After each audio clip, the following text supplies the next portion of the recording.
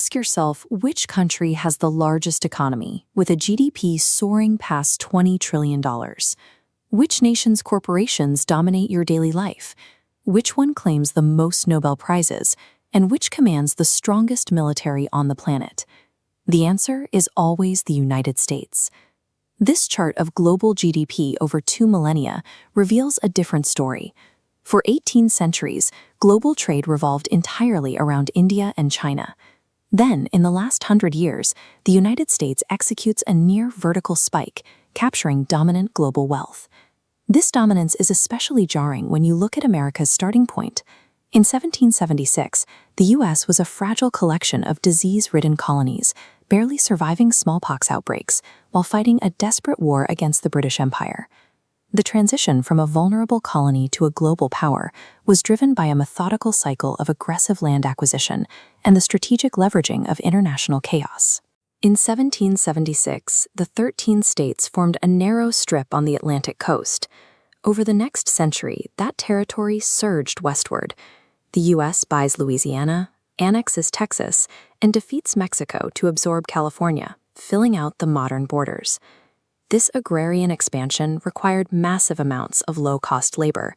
To power it, the colonies embedded chattel slavery into their economy, forcing millions of enslaved Africans to harvest cash crops and generating immense wealth for a new class of landowners. Occupying that land required an equally brutal toll. Native American tribes who had occupied the continent for thousands of years were systematically displaced. Policies like the 1830 Indian Removal Act forced tens of thousands of indigenous people off their ancestral lands, leading to thousands of deaths on the Trail of Tears. While politicians branded this westward march manifest destiny, the process involved a methodical campaign of imperial conquest to construct an industrial-scale economic engine. By the late 1800s, the western frontier was closed. America had run out of continent, so they looked off the map, adopting the colonial playbook they had fought against a century prior. The U.S. purchased Alaska from Russia, overthrew the Kingdom of Hawaii to secure a mid-Pacific stronghold, and annexed the Philippines, Puerto Rico, and Guam. When the world wars erupted, the old European empires turned their guns on each other. France, Germany, and the UK spent decades bombing their own industrial centers into rubble, destroying their populations and their infrastructure. Separated by the Atlantic Ocean, the U.S. mainland remained untouched by the physical destruction. Operating as the arsenal of democracy, the American factories sold massive quantities of weapons to allied nations, generating net profits while the rest of the world went bankrupt. This visual web represents the 1944 Bretton Woods Agreement.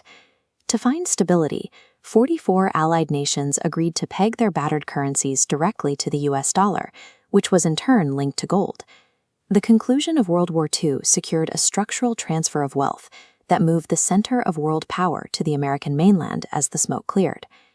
After 1950, the global board shrank to just 2 players. To protect new capitalist markets, the U.S. actively countered the ideological spread of the Soviet Union.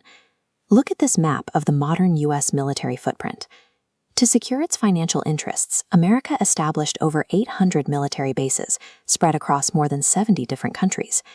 Rather than fighting the Soviets directly, the CIA engaged in proxy wars. If a foreign government seemed sympathetic to communist ideas, the U.S. intervened, funding opposition groups, even arming militants, and toppling regimes to curate pro-American markets.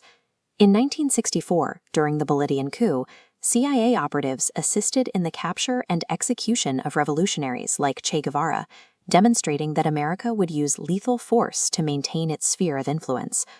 While the military secured the borders, the domestic economy pulled the best minds from the rest of the world. American stability and massive funding created a brain drain that fueled U.S. innovation. Think of the German-born Albert Einstein, or modern innovators born in South Africa and India who found their success in the States. The American system absorbs foreign genius to sharpen its own technological edge. By the time the Soviet Union collapsed in the 1990s, the United States was the last one standing, the sole architect of a unipolar world. This sprawling network of international bases and trade routes represents the height of American geopolitical influence. But zooming in to the street level of the average citizen reveals a deep contradiction. This pie chart illustrates the wealth inequality generated by the superpower engine. Today, the top 1% of U.S. citizens own over 42% of the entire country's wealth. On the ground, the systems are fracturing. Millions of students are trapped under predatory college debts. Obesity levels have reached unprecedented record highs, and the healthcare system is incredibly expensive, yet inadequate for a large portion of the population. While the U.S. funds a vast military that spans the entire globe, nearly a third of Americans do not own their homes, and thousands live in temporary tents pitched on the sidewalks of the country's wealthiest cities. Internal safety has degraded.